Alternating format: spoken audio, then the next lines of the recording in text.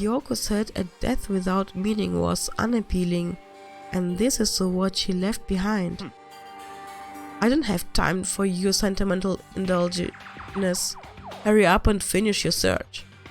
Okay. I made an effort to pull myself together, then looked down at the profile sheet. Name: Mukuro Ikusaba. Sex: female. The ultimate soldier. Although small for her age, she was a military specialist trained in every weapon type imaginable. She showed an interest in the military from childhood and soon found herself completely absorbed in it. In elementary school, she won a survival game tournament and began writing for military magazines. Just before entering middle school, while she and her family were on vacation in Europe, she disappeared. The story of a young Japanese girl being kidnapped quickly took over Japanese media outlets. An intense international investigation turned up no information and she was never found. However, she reappeared in Japan 3 years later alone and completely unannounced. She revealed that she had joined a mercenary group known as Fenrir for those 3 years. She insisted that she hadn't been kidnapped, that she'd received battle training of her own volition. However, she never revealed why she decided to return home when she did. Mukuro's profile. Okay. The Ultimate Soldier, a mercenary group. That doesn't feel real. The world I grew up in, it's like a completely different dimension. It's like one's non-fiction and the other's sci-fi. There's no way to even compare the two. That's how different this is. That was how I saw things as just an ordinary person, but then... I see. I never imagined I would hear the name Fenrir in a place like this. Huh? You recognize it? Naturally. The Fenrir Mercenary Corps is a collection of battle-crazed warmongers. But they do have their uses and they always get the job done. That's worth remembering. This is all part of a world totally removed from the one I live in. I have to say, I'm intrigued. Every rumor I've heard says that Fenrir has already... Found it! Whoa! I feel like our hero is becoming a bit player, and a bit player is becoming our hero. It's you. What?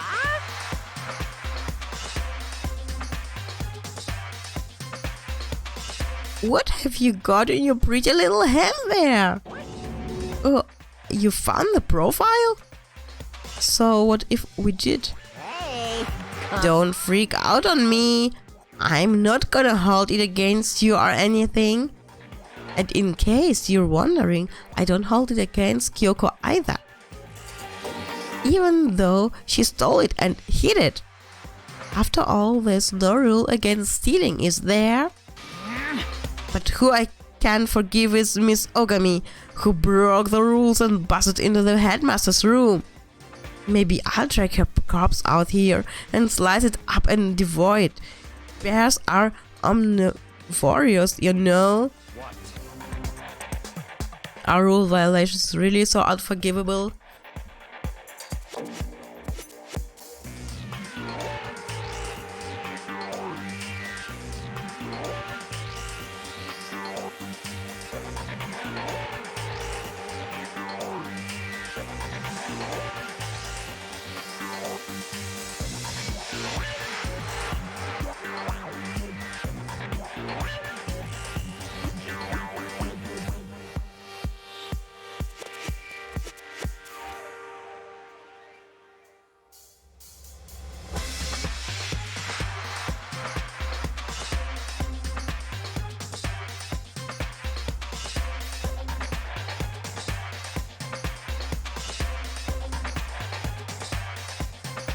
Are rule violations really so unforgivable?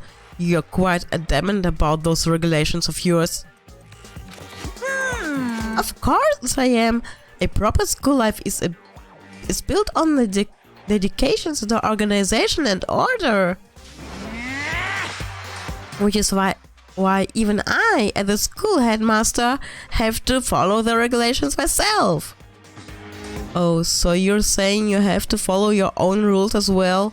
Of course. Absolutely. I can't have you complaining about how unfair it all is, now can I? In fact, on the subject of fairness, would you like to know something interesting? Interesting? It's about the one writing all the rules. They actually one of the participants in the killing game. I don't think I ever actually told you how many participants there actually were, did I? I was thinking I should probably clarify that. Hey, When you all first got together in the main hallway back when there were 15 people there, right? I think that first meeting may have led to a little misunderstanding among you all. A misunderstanding? Are you saying? in other words. That's right. There weren't actually 15 of you. Yes, indeed. The total number of students taking part in this killing game was actually 16. 16? Then... Mukuro Ikusaba, the 16th student, lying hidden somewhere in this school. The one they call the ultimate despair. Watch out for her.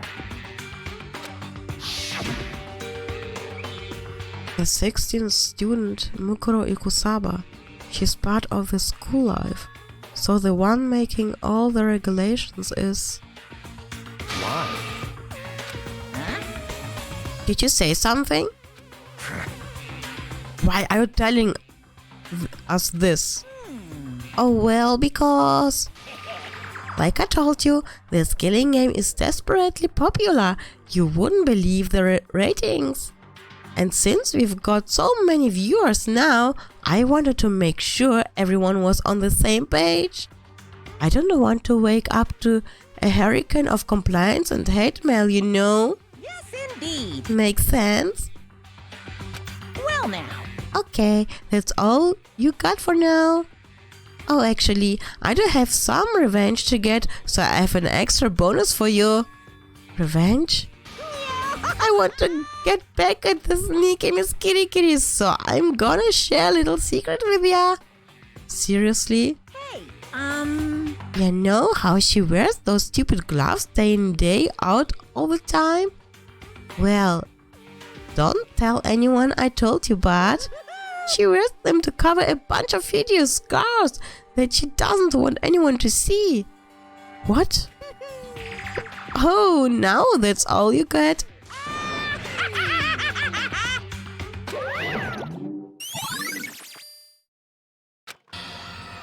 Kyoko wears those gloves to cover up a bunch of scars? Wait, so on the back of her hand... a tattoo. Wait, but no. Monokuma specifically said they were scars, right? And that's why Kyoko wears those gloves to hide the scars. Which means... those fake nails on the corpse. Are you thinking about Kyoko again? Huh? What? Forget about her. What matters right now is uncovering Monokuma's trap. His trap? Such ignorance. God must have really hated you to make you so dull. Don't you remember what Monokuma just told us? He said there were 16 students, right? Which means Mukuro was a student here. That's right. Obviously, Monokuma was trying to tell us that Mukuro is the one creating the rules to the game. But why would he tell us that? And why now? He said he wanted to make things clear so there wouldn't be any complaints later. But the mere fact that he said that proves that Mukuro is connected to this case. That's why Monokuma revealed the existence of a 16th student. He needs to make our investigation fair. Mukuro is related to the case? It's certainly possible. Perhaps she's the one who killed Kyoko. What? That would explain why she would have to have a class trial, wouldn't it? If she's a student and she killed someone, that would make her part of the school killing game. Mukuro is the killer? She killed Kyoko? Anyone should be able to come to that conclusion, don't you think? In fact, that's exactly what I thought when the investigation first began. What? But, based on what Monokuma just told us, I've changed my mind. It's all clear now. Mukuro Ikusabe isn't the culprit. Huh? What makes you say that? We thought Mukuro, the ultimate despair, was the mastermind's true identity. But if that's true, Monokuma's behavior makes no sense. Why would the mastermind go out for their way to reveal themselves to us? That's a good point. So in other words, Mukuro giving us information that would raise questions about her would be bold, to say the least. It makes more sense than to assume that Mukuro isn't the culprit. So that's the trap. They want us to suspect Mukuro and come to the wrong conclusion. That's what makes sense to me. The way you say it, it definitely does seem possible, but if that's really true, if Mukuro isn't the killer, then who is? Who is? Well then, I believe our work here is finished. Let's move on. I'm sure there are other places in need of investigation. I should find out if that key and the dojo really are connected. let's go. Well, are you coming?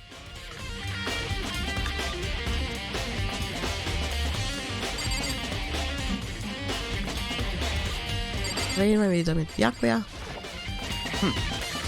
Hurry up and check the locker. That's what we're here for after all. Okay.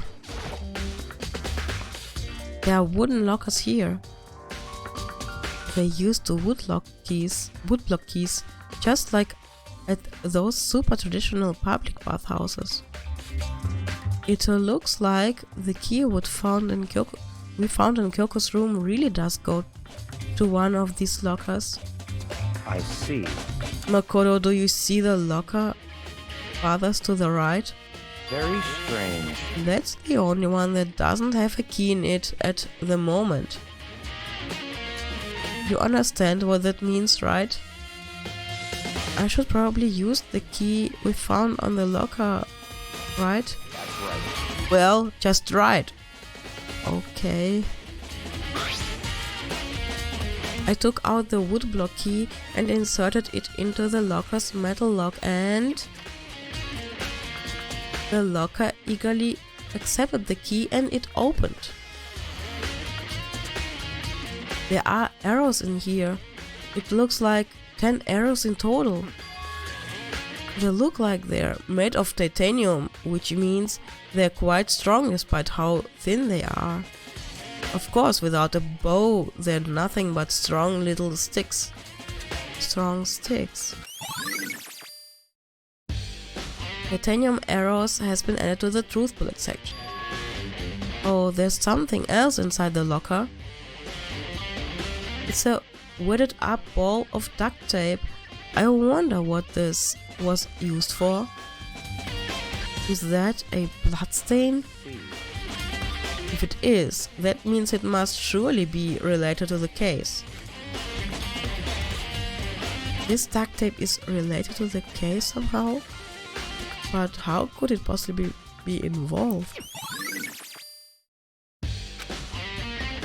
I think that's all the locker has to offer for now. Is something wrong? Very strange. It's very odd, don't you think? The locker was hiding items that were clearly related to the case. But how did the key to the locker wind up in the victim's room? Why? Or perhaps Yakuya? Forget it. Come on, we need to continue on the next location. Huh? What? Next location? What? There's still something we need to look into. We need to do more research on Fenrir. Fenrir, you mean the mercenary group that Mukuro was a part of? But how are we supposed to find out about that? Isn't it obvious? When this school would you go to do research on something? Research? Are you talking about the archive? That's right, the archive has all kinds of info the general public doesn't have access to. Let's go. We only have so much time before the trial begins. Let's hurry.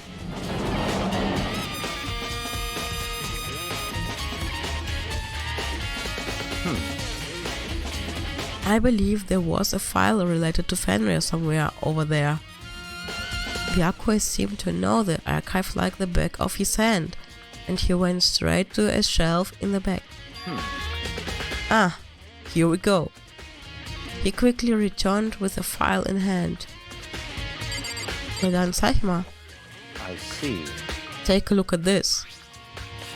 I have no idea what it says. What language is this? How did you make it all the way to high school without learning a single word of French? I'm pretty sure most high schoolers can't speak French. Ich habe auch kein Französisch gelernt. Du hochnäsiger Penner. Well, whatever. I'll read it for you, but I expect you to repay your debt 100 times over. 100 times? Isn't that kind of extreme? Fenrir is an allied fighting unit based out of the Middle East. Unlike military contractors, they are a fierce group of soldiers who engage in direct combat. They claim that a single member is equivalent to an entire company of regular soldiers. Just like Fenrir, the Wolf of Ragnarok, their mere presence is enough to strike fear into any enemy. They have been involved in countless military battles and operations, most of which are highly classified. However, some time ago they completely ceased all activity. At present, their continued existence cannot be confirmed. There are unconfirmed reports that the key members of the group were all neutralized. Rumors indicate they were killed to keep them from revealing the many state secrets they acquired. Some, however, believe there was mounting internal tension with the group and they simply imploded. Okay. What? What is it? This all just sounds like some kind of alternate reality. Well, it isn't. This is our reality, the only reality. These people are part of our world. The battlefields aren't much different from our lives here. An unpredictable, unimaginable world. That's what it makes it all so exciting. Exciting definitely isn't the word I would use. So, did anything jump out at you? This may be your last opportunity to learn about Fenrir. Now that you mention it, the report said something about where the name Fenrir came from, right? That's right. It said Fenrir is the Wolf of Ragnarok. Speaking of which, would you like to know something interesting related to that? So show that they are a member of the team, each soldier that joins the squad would get a tattoo representing Fenrir somewhere on the body. What? They got a tattoo of Fenrir? Could that be...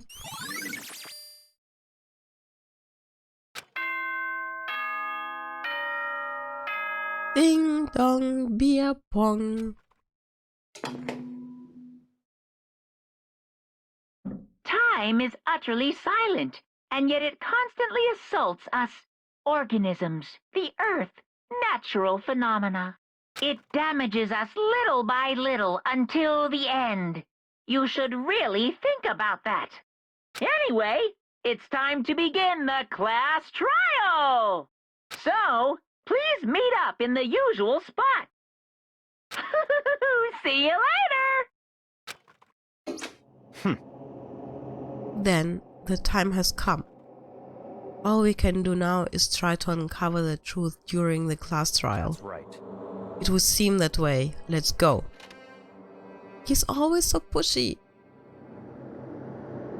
Immer pusht er uns. Immer wieder.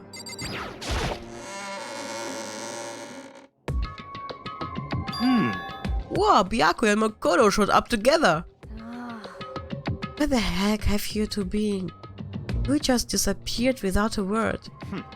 We were investigating, of course. How could you not figure that out by this point? Makoto ranked high enough for you guys to together, just two of you? What, are you jealous? Hey. Or are you making up some kind of creepy fantasy for yourself? What? Stop talking about and brace yourselves. He'll be here any second. Any second. He could show up at any time. When I imagined what was about to happen, I immediately tensed up and prepared myself. But we stood there for 5 full minutes, waiting for something weird to happen. And then 5 minutes became 10. Why? What's going on here? Why hasn't Monokuna shown up yet? Could it be? Maybe he died again? What should we do? Should we keep waiting here or... or what? What? Did I scare you? Come on. I demand an explanation. Why did you waste my time and make me wait like that? What? I made you wait? You've got it all backwards. You're the ones making me wait. Huh? In other words, I'm waiting for everyone to arrive. We can't start till everyone is here. Now can we? What are you talking about? Everyone is here. We have all been waiting for you. Sorry, but you're wrong. But I've been waiting 10 minutes now, so it's okay if I punish the one making us all wait, right? If we all agree it's of a violation, I'll arrange a punishment right now. If it's me you're waiting for, I'm here. When we heard that voice, we all spun around to look. Hey, I'm here, and no rules been broke. Kyoko! Kyoko, you're still alive! No, that's a ghost! Stop talking. If you want fight, do it at the class trial. You need to save some of the fun for later, right? What? But is it okay that there's no particular penalty for being late? is that right? I made it here just fine. What school regulation did I violate? Am I wrong? You're so selfish, so spoiled. You're right, there's no penalty officially, but I bet you'll be sorry later. No, I'll make sure you'll be sorry later. Anyway, hustle your butts into the elevator. I'll be just one step ahead of you. When Monokuma was gone, we all rushed up to Kyoko. Kyoko! So you really didn't die? Indeed. Of course I didn't die. Thank God, I'm so glad you're okay. Perhaps, but that's not necessarily a good thing for us. Huh? He's right, we've got to deal with a ghost. I told you stop talking. Let's go. Come on, let's just go. Whatever we need to discuss, we can do it during the trial. Without ever looking directly at Kyoko, Byakuya stepped into the elevator. Master, wait for me! Good call. Who knows what might happen to us if we take too long. But... I'll be happy when this trial is all over. One after another, everyone piled into the elevator. But I couldn't help myself. I had to talk to Kyoko before the trial started.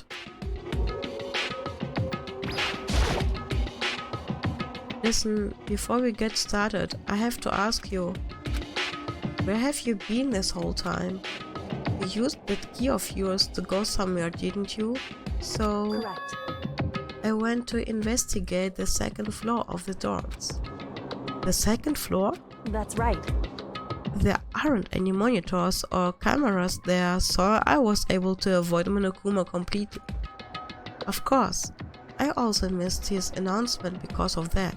I had no idea a body had been discovered. Then, when did you find out? So... Just now, I finished my search and came back down, just in time to hear the class trial announcement. I took some time to go over the crime scene first. I can't go to a trial completely uninformed, can I? So that's why you were late. However... I'm sorry I kept you all waiting. But if you were on the second floor of the dorms, then what's that the key you found goes to? Wrong. Actually, to be precise, not quite. In other words... I used Monokuma's secret tool, which can open any lock in the school. What? Just a second! Hey, what are you two doing? Hurry up before we get in trouble with Monokuma! Makoto. We can go over all the details after we get through the trial, okay, Makoto? Right now, I just want to focus on surviving our current situation. It would seem... Because this is probably the single most crucial moment so far for me. For her? That's a strange way to put it. The class trial is important for everyone, right? So why would she say it's a crucial moment for her? Goodbye. Well, if that's all... Seemingly unconcerned, Kyoko made her way to the elevator. I'm just overthinking what she said, right? Being the last one left, I stepped into the elevator. And the doors slid shut. This time the clunking was loud enough to hurt my ears, and the dread began to consume me once again. I can't imagine even getting used to the mental pressure that comes with preparing for an execution. In the dusky darkness, nobody said a word. We just stood there, silent and still. Es ist auch immer heftig zu sehen, wie wenig Leute immer in diesem Aufzug stehen.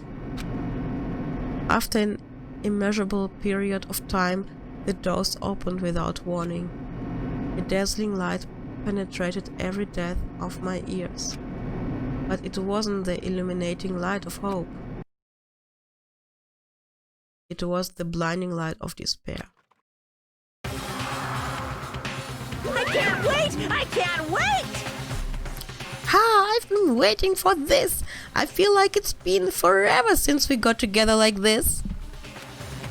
This time for pointless jokes and jabs as best. Thrills, chills, kills! Let's get on with the show!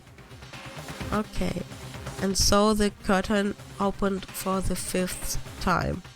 A deadly judgment, a deadly deception, a deadly betrayal, a deadly riddle, a deadly defense, a deadly faith, a deadly class trial. Yes. Finish preparations. Let's begin with a basic explanation of the class trial. So, your votes will determine the results. If you can figure out who done it, then only they will receive punishment. But if you pick the wrong one, then I'll punish everyone besides the blackened, and the one that deceived everyone else will graduate. Okay, well, I'll leave the rest up to you. Well then, let's discuss the specifics of the victim. First, we need to clarify who exactly the unidentified victim is. It's Kyoko. There's no other explanation. But Kyoko's standing right there. No, that's a ghost! But she has legs and stuff. Well, that's just because she's like the latest evolution in ghost technology. There's a limit to how much ridiculousness I can tolerate. Okay. So I just have to prove that the corpse isn't Kyoko, right? Then let's compare Kyoko's traits to the traits of the dead body. Her traits? An important trait Kyoko has that proves the body doesn't belong to her. Kyoko's gloves. I got it! I'm talking about her gloves. They'll give us some insight into the mystery. I'm sure of it. Hat selbst vorgeschlagen und dann weiß er selber nicht, was die Antwort ist. Wie dumm kann man sein? In that case, I think it would be helpful if someone explained why she actually wears those gloves. And would you happen to know the answer? In fact, Monokuma told me. Apparently you have scars on your hands you don't want anyone to see. Oh! You know, now that I think about it, the corpse wasn't wearing any gloves, right? Right. They probably just got burnt up in the explosion. I'm not convinced. The ghost is just trying to fool us all. There's no way the corpse was Kyoko. But if I can prove why, we're gonna be stuck here and the case won't move forward. So I don't have any choice but to convince dumb Yasuhiro that that's Kyoko.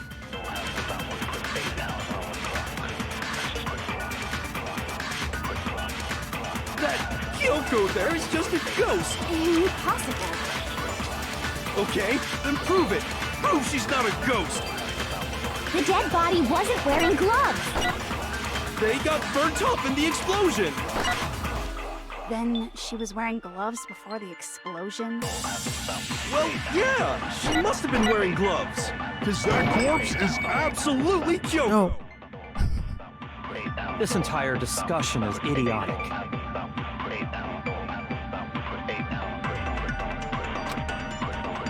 That Kyoko there is just a ghost.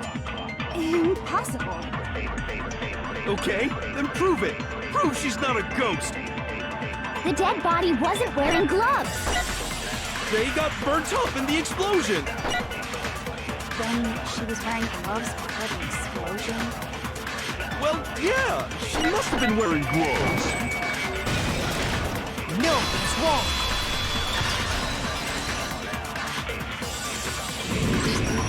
No, there's no way the corpse was wearing gloves. Whoever it was, they were wearing fake nails, remember? I imagine trying to wear gloves over nails like that would have been a pretty big pain. Und wer das hört, die Nägel brechen ab und das möchte man ja auch. Besides, Kyoko wears gloves to hide her hands, right? It'd be pretty weird for someone who's self-conscious about their hands to wear fake nails, don't you think? Jeez, man, you don't know women, huh? They're complicated like that. If anyone doesn't know women, it's you. Well, Kyoko, any thoughts? These gloves were custom made to the size of my hands to make sure they don't interfere with my daily life. If I wore fake nails, the gloves wouldn't fit properly. Then that's that. The dead body doesn't belong to Kyoko. Which should have been obvious since she's standing right here.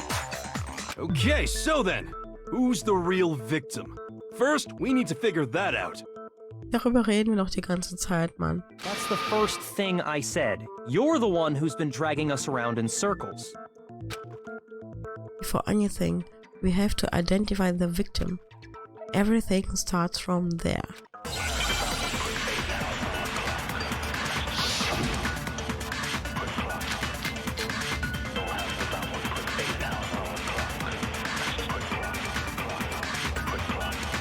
If Kyoko really is still alive, then who died? There's gotta be some way to figure it out. I don't think so. The face was scorched beyond recognition. And there wasn't any description in the Monokuma file. Well, if we can't identify the body... Then there's nothing else we can do, right? And the one thing that can tell us was on the victim's own body. If Kyoko really is still alive, then who died? There's gotta be some way to figure it out. I don't think so. The face was scorched beyond recognition. And there wasn't any description in the Monokuma file. Well, if we can't identify the body... Then there's nothing else we can do, right?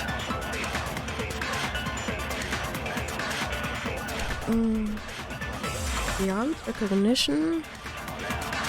Maybe. If Kyoko really is still alive, then who died? Oder sagte sie Face? Figure it out. I don't think so. The face was scorched beyond recognition. Stimmt, Face. There wasn't any description in the Monokuma file. Well, if we can't identify the body... No, that's wrong.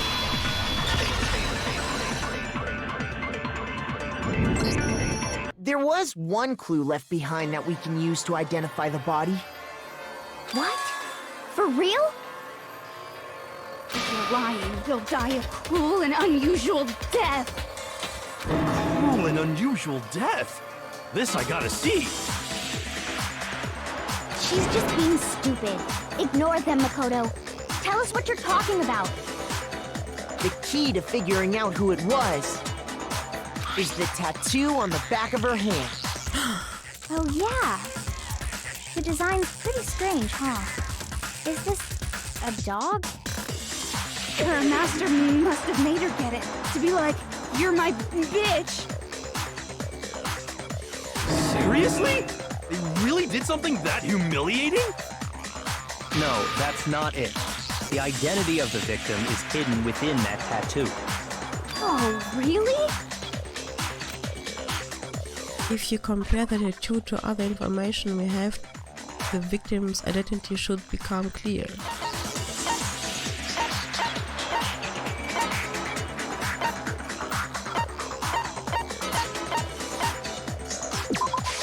I got it! The Fenrir Mercenary Corps. That's the name of the military group Mukuro Ikusaba belonged to. Okay, so... To show that they're a member of the team, each soldier that joins the squad would get a tattoo representing Fenrir somewhere on their body. Fenrir? The image that represents Fenrir is...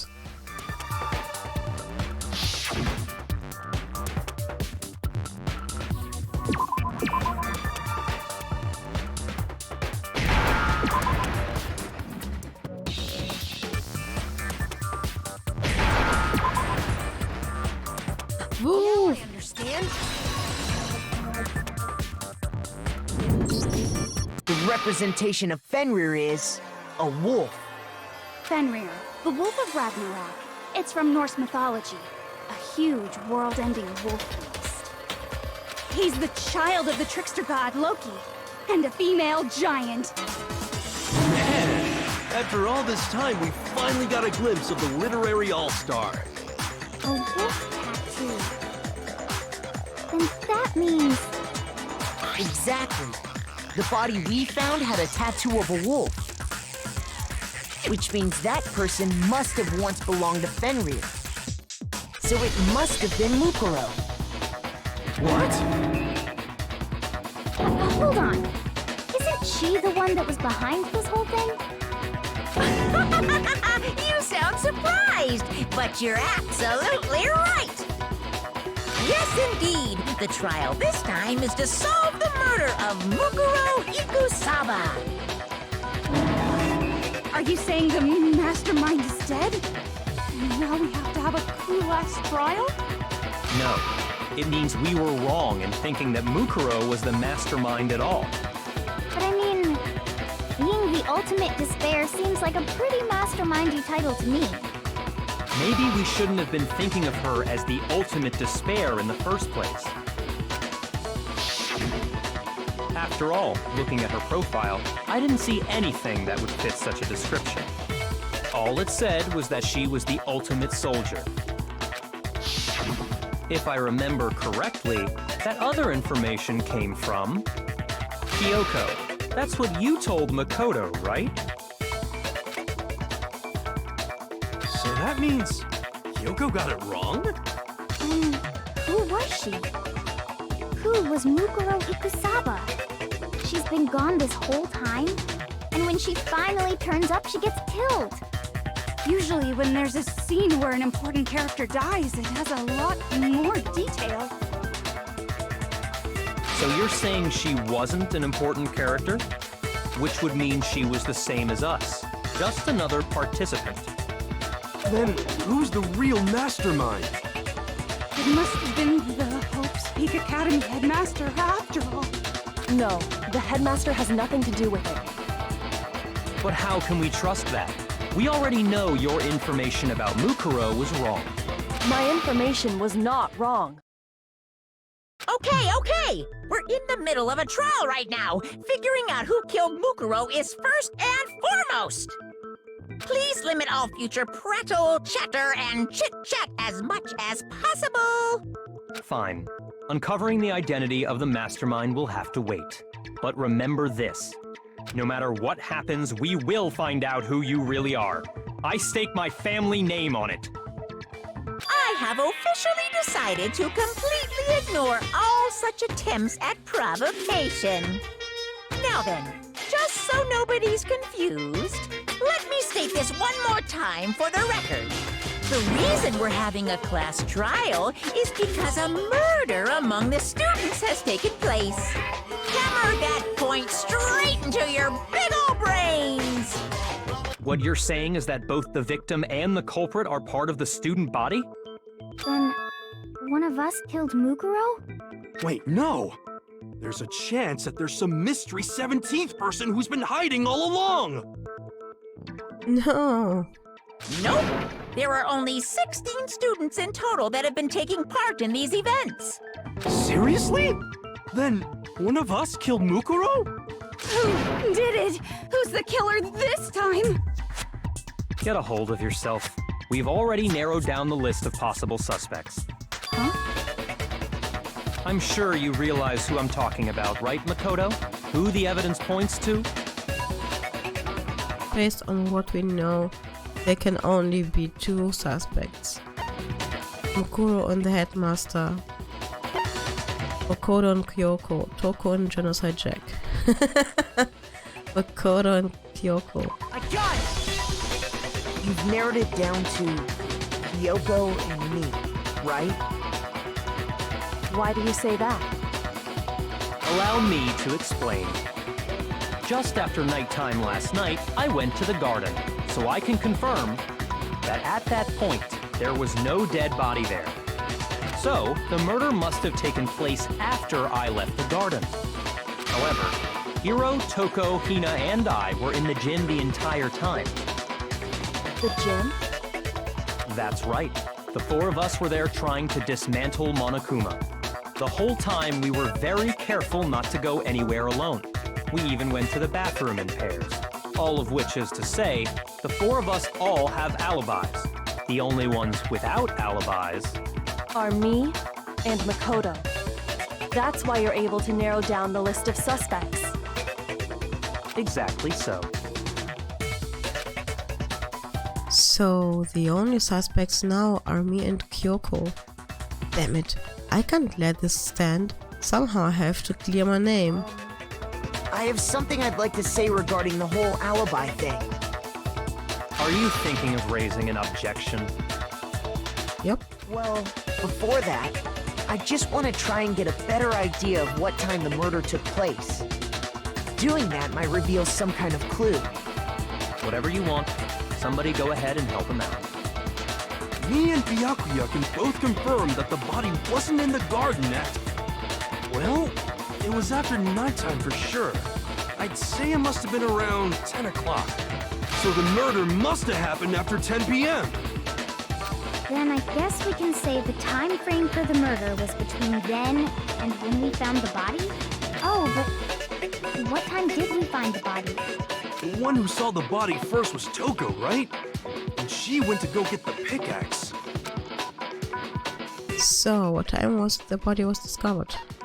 I got it! The body must have been discovered at 9 a.m., since that's when Toko went to get the pickaxe. Now then, Toko, what time is it? Well, when we left the gym, it was just before 9 o'clock, so it's probably 9 on the dot now. Okay, go get the pickaxe and be back here by 9:01. He's right. It had to be around then. So we can be totally sure the murder happened sometime between 10 at night and 9 in the morning. For me, I was already asleep before nighttime hit, so I don't have an alibi after 10 o'clock.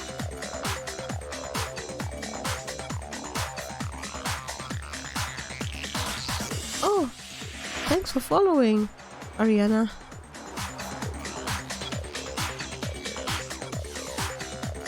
But I'm sure I met up with everyone else before 9 this morning.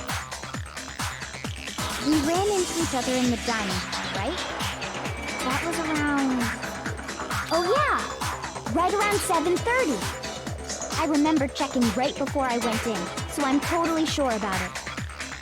Which means from 10 p.m. to 7:30 a.m., you don't have an alibi. The murder happened between 10 p.m. and 9 a.m. and I don't have an alibi from 10 p.m. till 7:30 a.m. Okay then, it looks like the game has begun. If I can prove an alibi for that period, then I just have to prove the murder didn't happen during the time I don't have an alibi.